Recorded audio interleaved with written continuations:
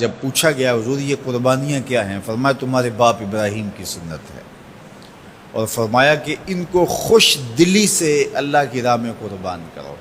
قیامت کے دن یہ اپنے بالوں کے ساتھ، اپنے سینگوں کے ساتھ اور اپنے کھروں کے ساتھ آئیں گے، اور یہ بھی ارشاد فرمایا کہ کل پل صراط پر یہ سواریاں بن کے تمہیں پل صراط سے پار لگائیں گے۔ اور جب قربانی کے لیے کوئی شخص جانور خوش دلی کے ساتھ رضائے الہی کے حصول کے لیے ذبح کرتا ہے تو اس جانور کا خون زمین پر گرنے سے قبل یہ عمل قبول کر لیا جاتا ہے۔ اور یہ بات بھی ذہن میں رکھیے گا کہ ایام نہر یہ 3 دن جو خون بہانے کے ہیں، 10، 11 اور 12 تاریخ، ان ایام میں آپ جو بھی عمل کریں، نماز پڑھیں اور دیگر صالح اعمال کریں، بہت قابل قبول ہیں اور اللہ ان کو قدر کی نگاہ سے دیکھتا ہے۔ لیکن ان ایام میں جو سب سے زیادہ اللہ کو محبوب عمل ہے وہ راہ خدا میں خون بہانا ہے، قربانی پیش کرنا ہے۔ تو قربانی کا کوئی اور متبادل نہیں ہو سکتا۔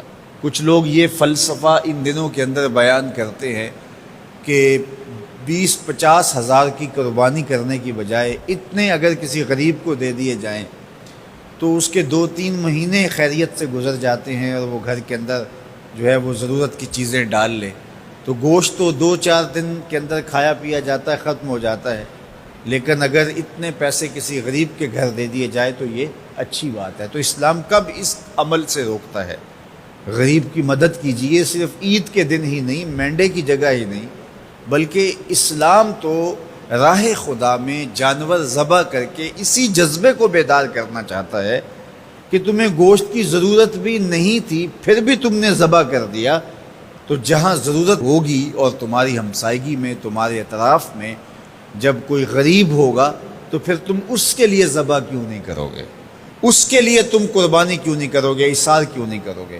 یہاں تو پھر بھی ہم گوشت خود کھا لیتے ہیں یا غرباء میں بانٹ دیتے ہیں، لیکن منا کی وادی میں جہاں لاکھوں قربانیاں پیش کی جاتی ہیں وہاں تو جانور کاٹ کے اس کو ذبح کر کے بس چھوڑ دیا، اس کے گوشت سے غرض ہی نہیں ہوتی۔ زیادہ تر حجاج ایسے ہوتے ہیں جن کو یہ بتا دیا جاتا ہے کہ تمہاری قربانی کر دی گئی ہے، اور وہ فون کال کے انتظار میں یا حکومت وقت کی جانب سے دیے گئے وقت کے بعد حلق کروا دیتے ہیں۔ تو انہوں نے نہ اپنا جانور دیکھا ہوتا ہے، نہ اس کو ذبح ہوتے دیکھتے ہیں، تو صرف انہیں ٹائم بتلا دیا جاتا ہے یا ان کو کال کر دی جاتی ہے تو یہ ان کے لیے کافی ہوتا ہے۔ تو وہاں تو گوشت کھانا بھی مقصود نہیں، تو صرف اللہ کی رضا کے لیے جانور ذبح کرنا۔ تو جب رضائے الہی کے لیے جانور ذبح کرنے کا جذبہ پیدا کر کے تمہیں راہ خدا میں خرچ کرنے کی ترغیب دی جاتی ہے تو پھر تم پورا سال خرچ کرو گے، تمہارے لیے کوئی مشکل اور کوئی مشقت نہیں ہوگی۔ لیکن اگر تم جو ہے وہ اس جذبہ خیر سے نور حاصل نہیں کرو گے تو پھر تمہیں یہ دولت نصیب نہیں ہوگی۔ تو سب سے افضل عمل ان 3 ایام کے اندر جو بتایا گیا وہ یہی ہے کہ راہ خدا کے اندر خون بہانا ہے۔ اللہ کے محبوب علیہ الصلوۃ والسلام کی خدمت میں جو ہے وہ مینڈے لائے گئے جو چتکبرے تھے، اور حضور علیہ الصلوۃ والسلام نے اپنے مبارک ہاتھ سے ان کو ذبح کیا۔